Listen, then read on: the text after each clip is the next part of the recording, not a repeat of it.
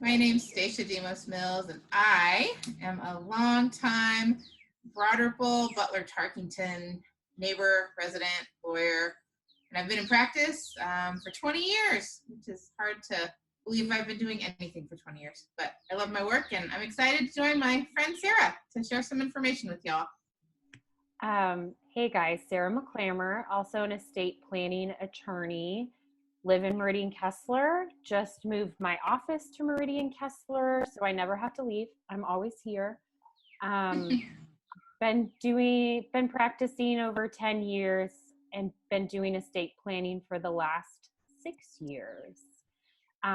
So thanks for watching. We're just gonna go through some questions, hopefully just give a broad overview about estate planning, some general questions you might have, and just help calm fears and give you information during this crazy, hectic time.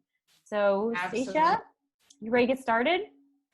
I'm ready to start, and I love that you emphasize that this is for purposes of just promoting, promoting your own peace of mind. It's not intended to be perpetuated by any sort of fear. We just want you to have information to be equipped for you and your family and the people that you love. So that's why we're here.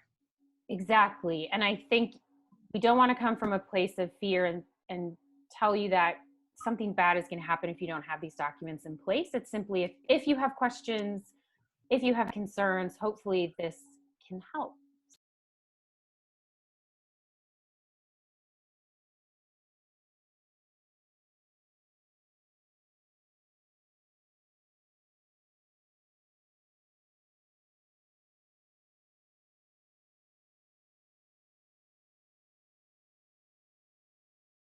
So, Stacia, let's talk about people who already have estate plans or who recently got one.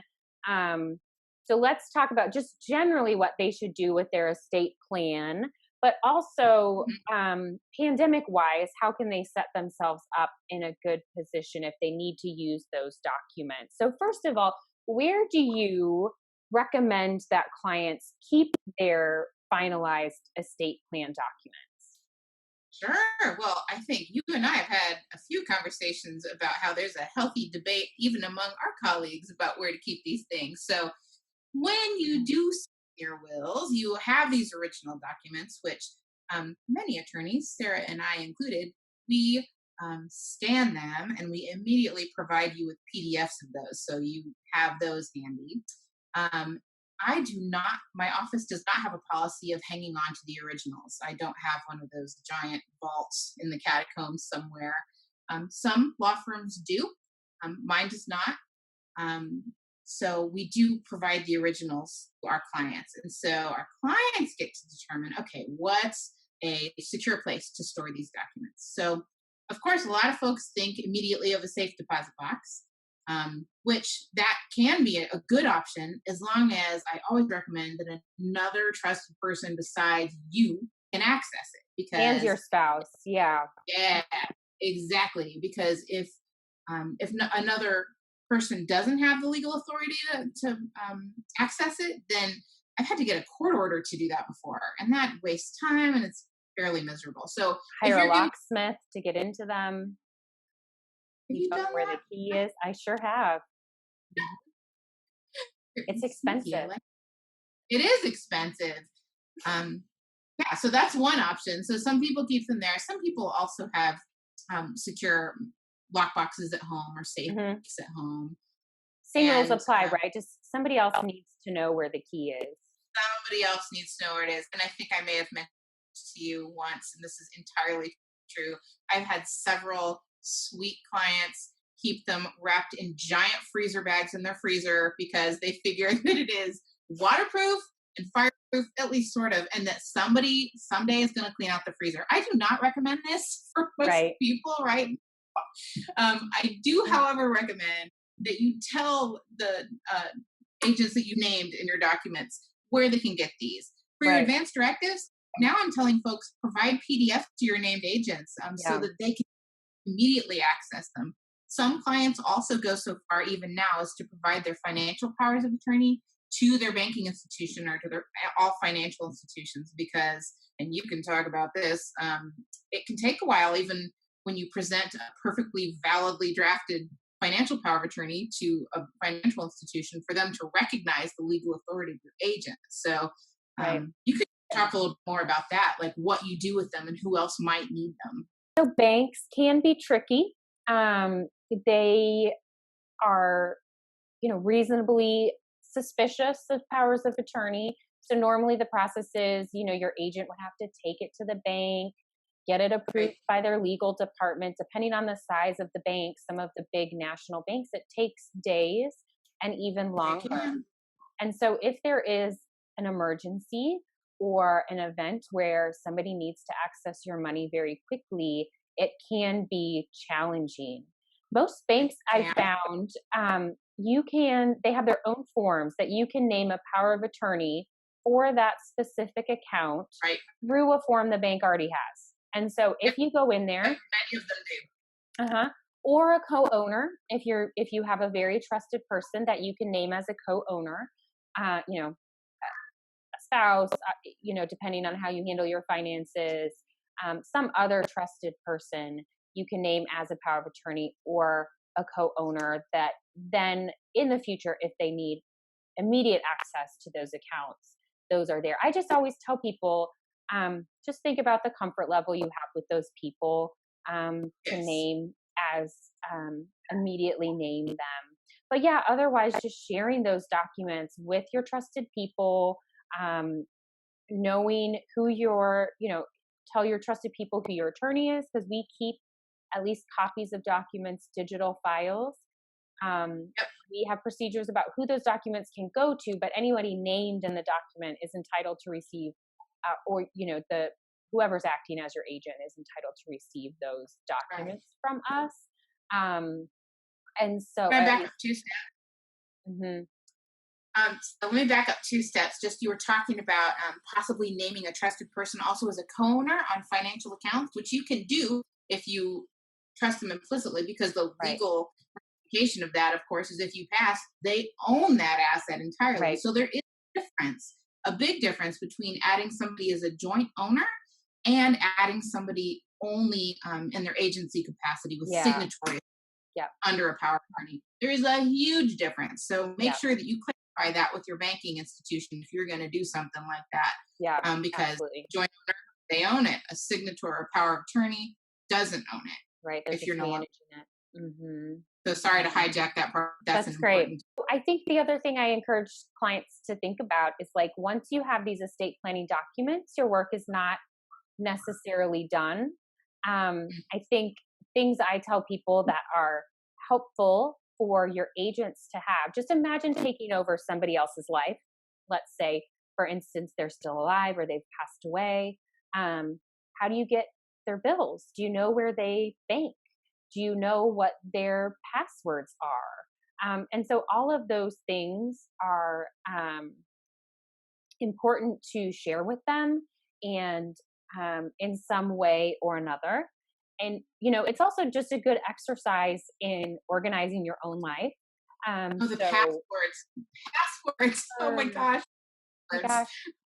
Life insurance policies. Let's talk more about passwords in a minute, but, or where your life insurance policies. So many of those get lost in the mist, and people don't, the benefits do.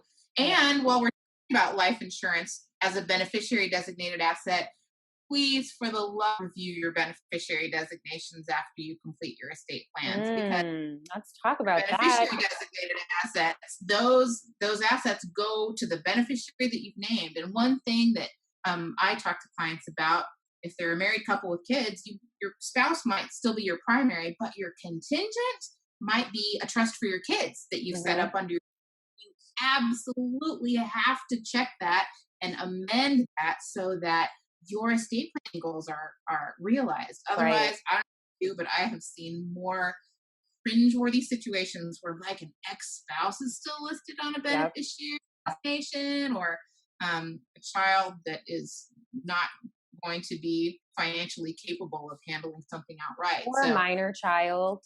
Right. So I think it's important to note that I think some people don't recognize that beneficiary designations are not amended by your estate plan.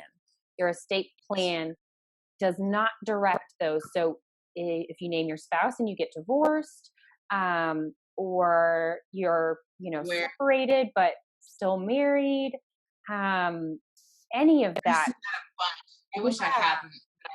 Yes, or a brother you haven't talked to in decades, or something like that. And it's clear that your current intention is not to leave things to him or that person, but those intentions don't matter for So that beware the benefit. beneficiary designation.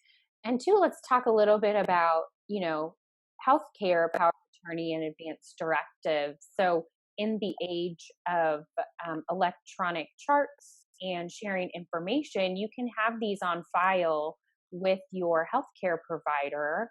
Yes. Your Or like a primary, hospital portal. yeah. So you can have, if your primary care physician is in the same hospital network where you have to go for an inpatient or outpatient procedure, or even be hospitalized, it's all there. So you might have to bring it up Yes. and talk about it, but at least it's there. So getting those things on file with your primary care physician is It's important. vital. Yeah. But I really wish, and perhaps it should not be shocking to any of us, that our healthcare system has yet to evolve to the point where there's some sort of centralized repository for this information. But shockingly, it has not yet.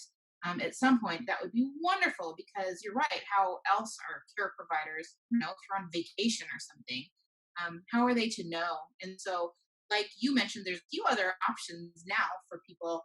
There are even apps that you can put on your phone, Yep. so that they accessed by family members in an emergency. There are different cloud providers where you can upload your advanced directives and estate planning documents. Yep. I even know some elderly clients, frankly, who keep this stuff in their glove box or a little card in their wallet indicating where those things can be found quickly. Yeah. And then your sweet grandmother had her care directives taped above her bed. I don't necessarily recommend that,